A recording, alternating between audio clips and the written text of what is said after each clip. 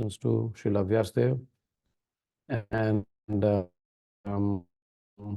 verse number 15, I think. We start, see 15, how we go. Om Agyanantasya Jnananjana-shalakaya Chakshur Unmilitam Yena Tasmai Shri Guruve Namaha. Nama Om Vishnupadaya Krishna Prestaya Bhutale Srimate Bhakti Vedanta Swaminiti Namine. Namaste Saraswati Devi Gaurvani Pracharine Nirvishesha Shunyavadi Paschatya Deshatarine. Jai Shri Krishna Chaitanya Prabhu Nityananda Shri Advaita Gadadhara Shivasadi Gaur Bhakta Vrinda. Hare Krishna Krishna Krishna Hare Hare. Hare Ram Ram Ram Hare Hare. So thank you everyone for joining for the glorification of Śrīmad-Bhāgavatam.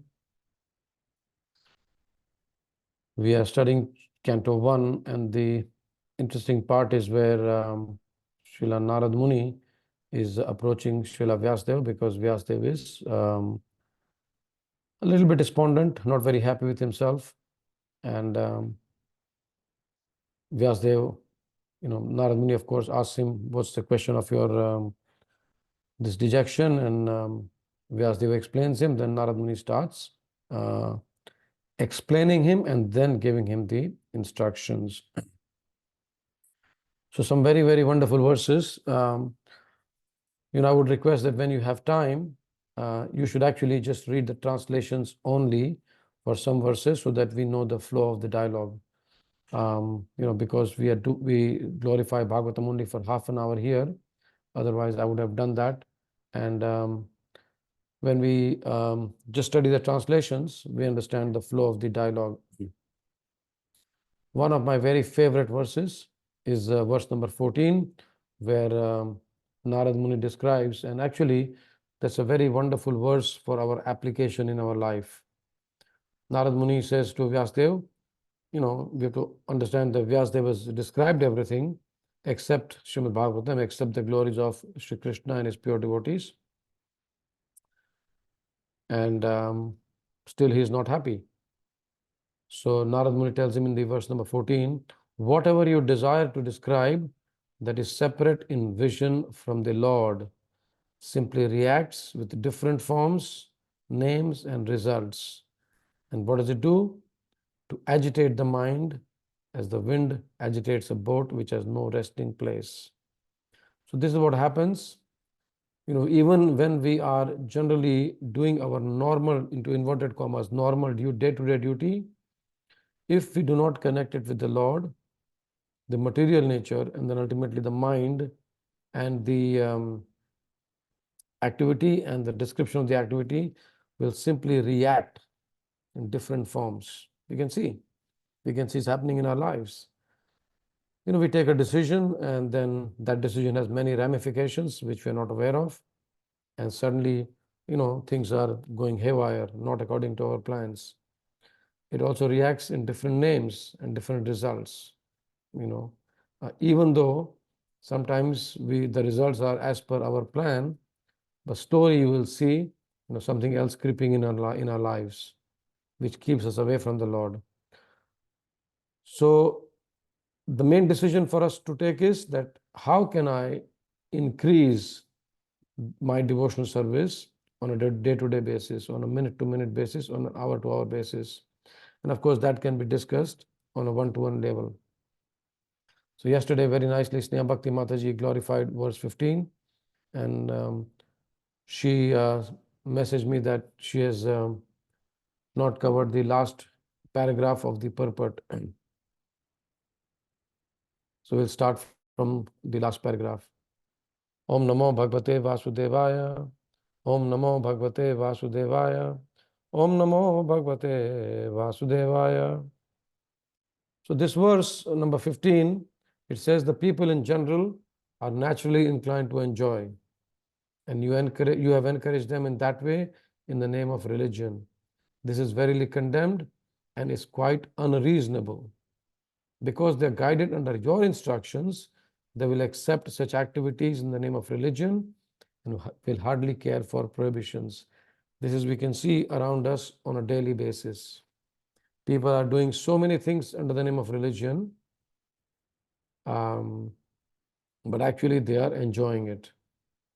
They're enjoying it, And they say it's religion authorized by some obscure verse somewhere mentioned in the Vedas.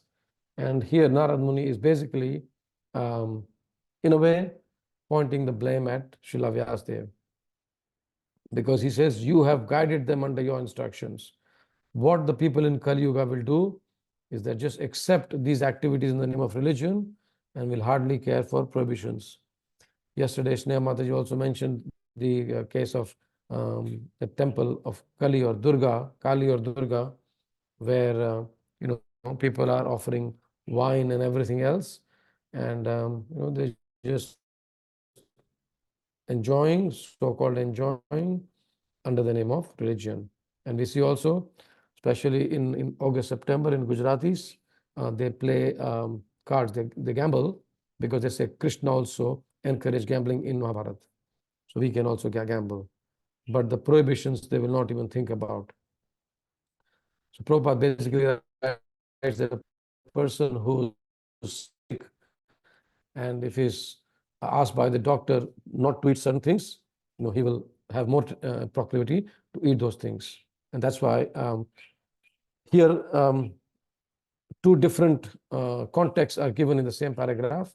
One is that based on our desire to progress in spiritual life, we should not be thinking, okay, if this is allowed, I should actually do it.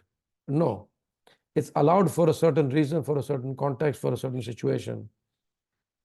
If I want to progress in spiritual life, then I should not do it. Yeah.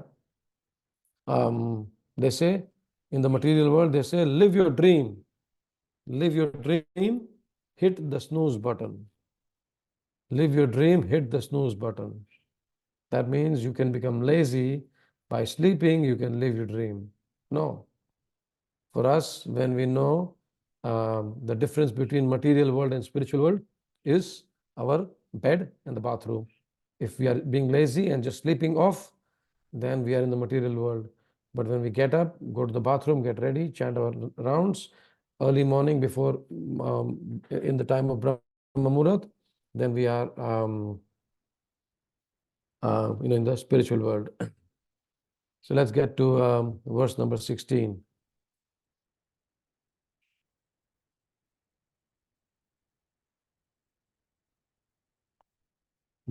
विचक्षणोऽस्यार्हति वेदितुं विभोर् अनन्तपारस्य निवृत्तितः सुखम् प्रवर्तमानस्य गुणैर्नमात्मन् ततो भवान् दर्शय चेष्टितं विभो.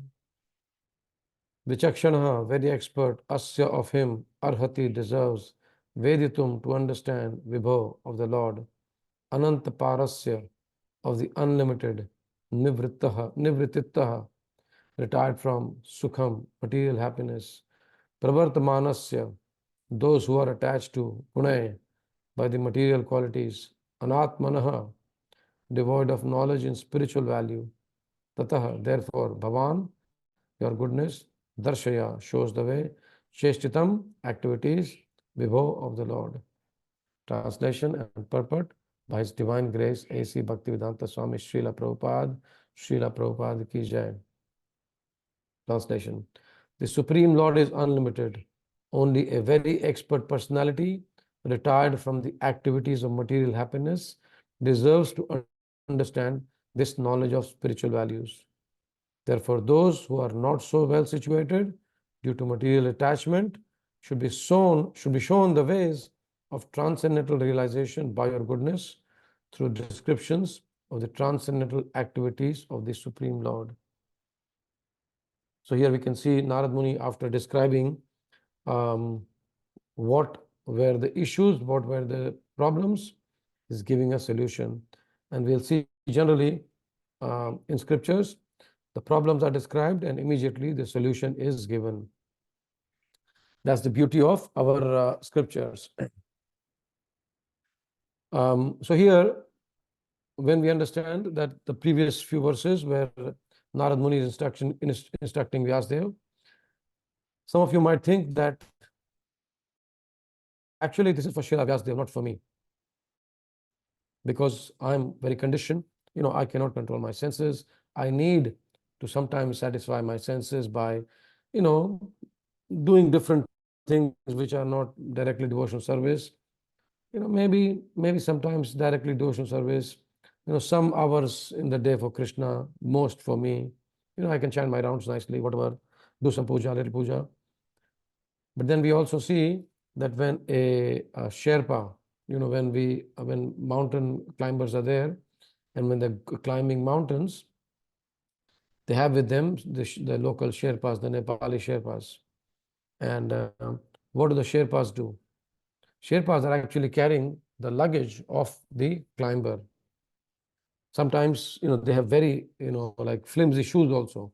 The mountain climbers are, equipped with all the gear. But whereas these Sherpas, with very little gear on them, on their body, and with all the luggage of the climbers, their goal is on the peak. But while their goal is on the peak, they are actually understanding and traversing the immediate obstacles very carefully. So for us also, while we are in the Grihastha ashram or Vanapastra ashram, whatever ashram we are in, while we are aiming at the goal of achieving love of Godhead, we should be able to traverse the different obstacles which are on our path because we are in the material life. But our aim should be definitely at the top, at the peak of what Narad Muni is telling Vyasdev, that by studying Śrīmad-Bhāgavatam regularly, which is the Amala Puran, we can get the love of Godhead.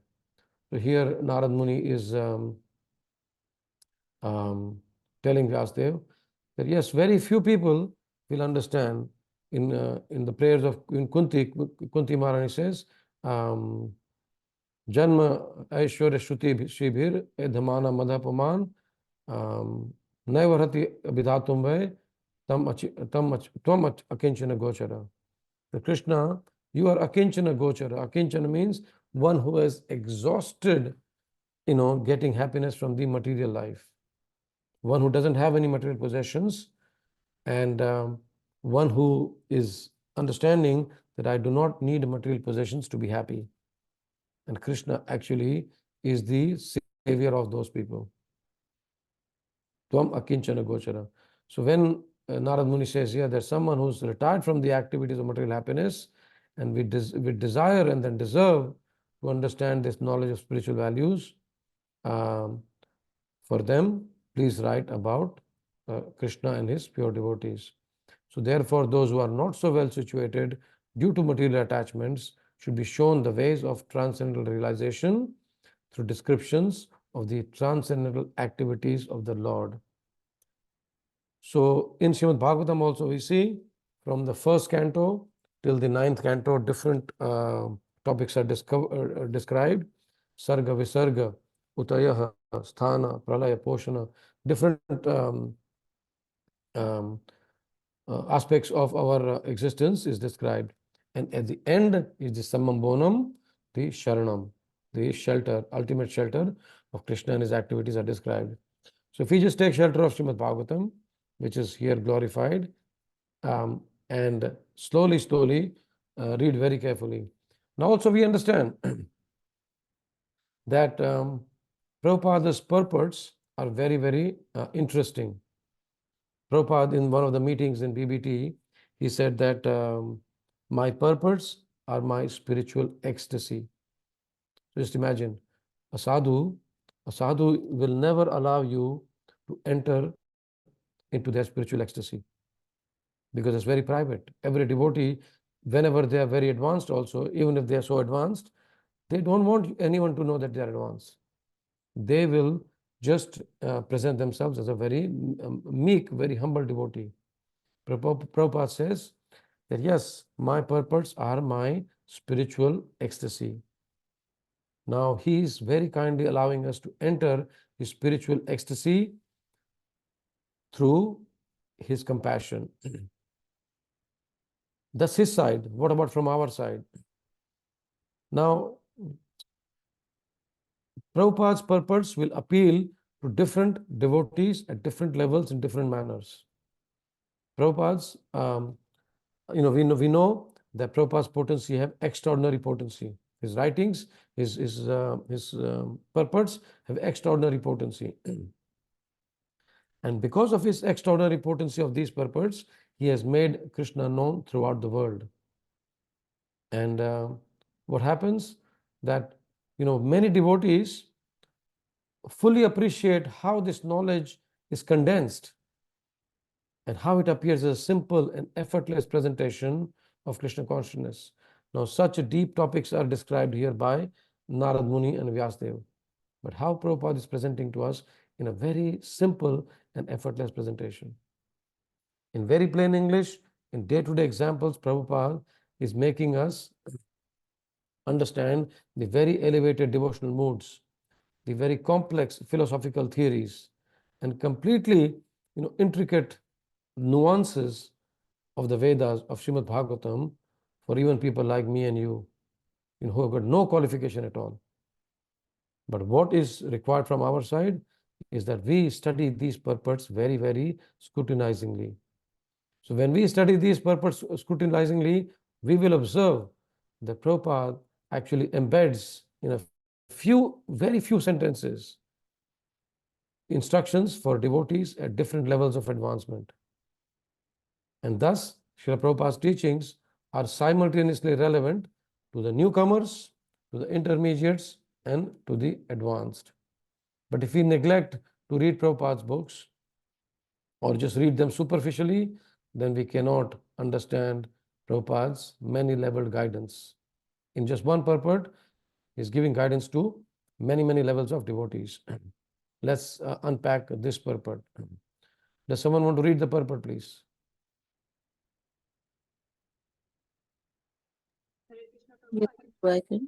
Yes.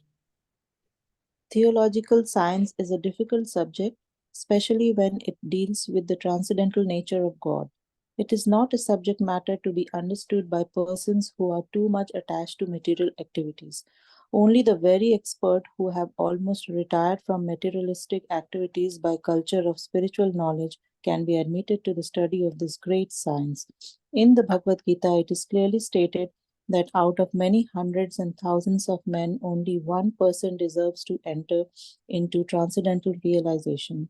And out of many thousands of such transcendentally realized persons, only a few can understand the theological science, specifically dealing with God as a person. Sri Vyasadeva is therefore advised by Nārada to describe the science of God directly by relating his transcendental activities. Vyasadeva is himself a personality expert in this science, and he is unattached to material enjoyment. Therefore, he is the right person to describe it. And Sukdev Goswami, the son of Vyasadeva, is the right person to receive it. Thank you, Mataji. We'll continue. Let me just explain this one. So here in Prabhupada's first sentence, he says, theological science is a difficult subject, especially when it deals with the transcendental nature of God. We all understand this because before we came to Krishna consciousness, anything relating to God was just a ritual. Yeah, we all just used to do ritualistic activities, go to the temple, sometimes light a diya, offer some, even we didn't know the difference between bhoga and prasad. Anything what we offer, we used to call it prasad, offer some prasad. Such a ritualistic understanding we had. But now, through Prabhupada's grace, through Narad Muni's grace, through Vyasadeva's grace, we can understand, yes. And one of the very powerful statements here is that Vyasadeva himself is a personality expert in this science. Just imagine this. And then also Prabhupada writes here that only a few can understand the theological science, specifically dealing with God as a person. Specifically dealing with God as a person. Now, if we want to dissect this from 3-4 different levels, say for example, someone who is a newcomer, even when they come to the temple or if they have to pray, they will pray to the Lord to either take away some miseries or give them some material benefit. That's the first thing. A little more advanced when we become, then we say, okay, Krishna, please help me, please take out all the anarthas. When we're chanting our rounds, we pray to Krishna, please Krishna, I've got so many anarthas, kama, krodha, lobha, mada, moha, please take them out. Next level, if we still rise higher by being in the boat of devotional service, someone at a little more advanced level will then ask, Krishna, please accept me and please engage me in your service. Please accept me and please engage me in your service. But then there are devotees who are, as in the third verse of Śrīmad-Bhāgavatam describes, thoughtful and rasika. Thoughtful and rasika. So thoughtful is someone who's intelligent, and rasika means someone who is taking pleasure in the science of Krishna consciousness, in the pastimes of Krishna consciousness. So that kind of person, when they are actually praying, when they're chanting their rounds, when they're doing devotional service, they're actually meditating that Krishna, I want to take part in your personal pastimes. Like how we saw in the 10th canto, Lord Brahma prays that even if I become a bush, a creeper, a blade of grass, a dust in the outskirts of Vrindavan, I will consider myself very fortunate. So this is what we call a theological science, specifically dealing with God as a person. So when we study Prabhupada's purpose, when we meditate on what is being said here by Prabhupada, we will really understand what I'm supposed to do next. Am I supposed to go back to my 25% devotional life and 75% material life? Or 50% devotional life, 50% material life? Or can I integrate my material life and spiritual life so that there's no difference between, one cannot find any difference between my material life and spiritual life, and especially I cannot find any difference between my material life and spiritual life. Mataji, continue, please. Yes, Guru. Śrīmad-Bhāgavatam is the topmost theological science, and therefore it can react on the layman as medicinal doses. Because it contains the transcendental activities of the Lord, there is no difference between the Lord and the literature. The literature is the factual literary incarnation of the Lord, so the layman can hear the narration of the activities of the Lord. Thereby, they are able to associate with the Lord and thus gradually become purified from material diseases. The expert devotees also can discover novel ways and means to convert the non-devotees in terms of particular time and circumstance. Devotional service is dynamic activity, and the expert devotees can find out competent means to inject it into the dull brains of the materialistic population. Such transcendental activities of the devotees for the service of the Lord can bring a new order of life to the foolish society of materialistic men. Lord Sri Chaitanya Mahaprabhu and his subsequent followers exhibited expert dexterity in this connection. By following the same method, one can bring the materialistic men of this age of quarrel into order for peaceful life and transcendental realization. Thank you, Prabhu. Thank you, Mataji. Hare Krishna. So Hare Krishna. here again, in this paragraph, Prabhupada is showing so many points to us. First of all, he's continuing from the previous verse, where he's describing us as sick people, the people of Kali Yuga as sick. And in the last verse, in the last purport, he said that when we are sick, we get attracted to eating what is prohibited. So same thing, when materialistic people are sick, they want to do things which is prohibited under the name of religion. And Prabhupada says the Bhagavatam is like a medicinal dose for these people. Then Prabhupada continues the explanation of person Bhagavat and book Bhagavat. So we can see that Vyasdev and Nārada Muni, these are person Bhagavats, and we follow their instructions by following their book Bhagavat, which is Śrīmad-Bhāgavatam. Because it contains the transcendental activities of the Lord, there is no difference between the Lord and the literature. And that's why when someone wants to purchase a set of Śrīmad-Bhāgavatam, we also request them that please have a nice ceremony for installing Śrīmad-Bhāgavatam and worshipping Śrīmad-Bhāgavatam. And our study of Śrīmad-Bhāgavatam is the same as worshipping Śrīmad-Bhāgavatam. And then Prabhupada says that how the devotees under the guidance of Chaitanya Mahaprabhu we are coming up with newer and newer means of spreading this message of Śrīmad-Bhāgavatam. Now we have to understand one thing, that one thing which cannot be allowed is a philosophical deviation. Of course, we can present it according to time, place, and circumstance, this message, and we see that nowadays many devotees are presenting it in a very attractive packaging. So one time a devotee asked Srila Prabhupada, Prabhupada, how do we know that we are presenting the same theological science according to the time, place, and circumstance, or whether we are in the mood of presenting it according to time, place, and circumstance, we are actually deviating philosophically? And Prabhupada gave a very interesting answer. He said that requires a little intelligence. So we have to have this intelligence to discriminate between where we are deviating philosophically and where we are presenting according to time, place, and circumstance. Chaitanya Mahaprabhu himself, in his life, if we see, he came up with new ways of preaching. In the beginning, at the time of his appearance, we just heard recently that even when he appeared, it was a lunar eclipse, and people were chanting the name of Hari, Hari, Hari to drive away the inauspiciousness of the eclipse. Then Mahaprabhu, as a little child, he used to cry all the time. And when the devotees will come and chant Hari, Hari, Hari, Hari Bol, Hari Bol, Hari Bol, then he will keep quiet. So that way he will make them to chant the name of Krishna. Then when he was a student, he used to study and also teach the grammar according to the names of Krishna. He used to study all the alphabets according to the name of Krishna. Go for Keshav, go for Gauranga, whatever the names, used to say. And so this way, then when he realized that people are not listening to him, then he took the order of sannyas at a very young age of 24. Then he said, okay, now I'm a sannyasi, but still people will not come to me, so then I have to go.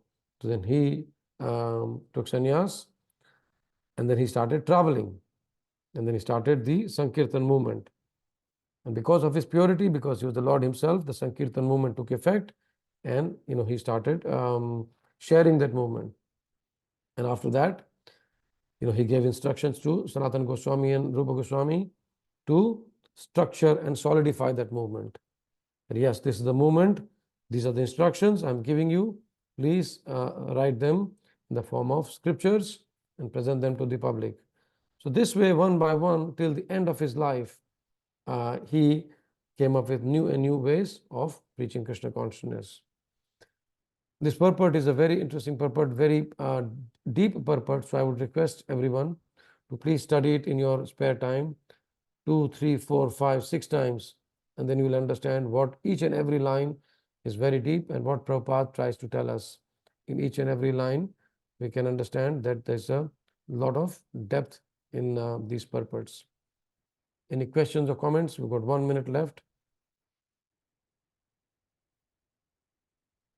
The next verse is very, very important. Again, I will just recite this verse, or if someone else wants to recite this verse, it's a very popular verse. If someone else, number 17, if someone wants to recite this verse and read the word to word, please. Prabhuji, just a comment on the one line in the paper of the verse you just covered. Yes. It's in I think the second line of the first paper. Only the very expert persons who are too attached to material activities. Sorry, the next one.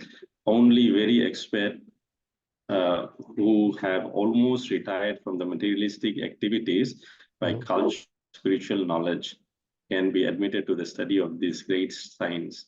So generally, when we think of retirement, we think of retirement in terms of financial freedom.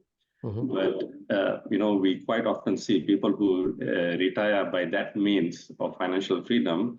Generally, their minds cannot handle that. And Srila Prabhupada very aptly here says that actually the retirement from realistic activities is by not financial means, but by culture of spiritual knowledge. Yes. Yes. Thank you, Prabhu. Yesterday, Sneha Mataji made very nice point that when we talk of independence, independence means comes with the shelter of Śrīmad-Bhāgavatam, taking, depending on Guru, depending on the devotees, depending on Krishna, that's our independence. So, yes, thank you, Prabhu. So it's almost 7 o'clock now. If you have any questions or comments or reflections, we'll continue tomorrow with verse number 17. Anyone? Please unmute yourself. Okay. Thank you very much, everyone. Have a wonderful devotional day. Hopefully, we'll see you, Krishna willing, at the Hare Krishna temple in Burbank for a very exciting class by Her Grace Bhavamai Mataji on how to prepare ourselves to hear the message of Krishna. So we are starting the series on Bhagavad Gita. So we'll be trying to cover in sequence. So both for newcomers and for devotees who have been practicing for some time, we'll try to glorify Bhagavad Gita sequentially as much as we can at the temple in Burbank.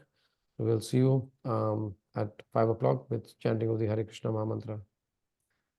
Granth-raj Śrīmad-Bhāgavatam ki jai, Jagat Guru Srila Prabhupada ki jai. Thank you. Hare Krishna. Thank you, Prabhu. Thank Hare you. Krishna. Hare Krishna. Hare Krishna. Hare Thank you, Krishna. Prabhu. Hare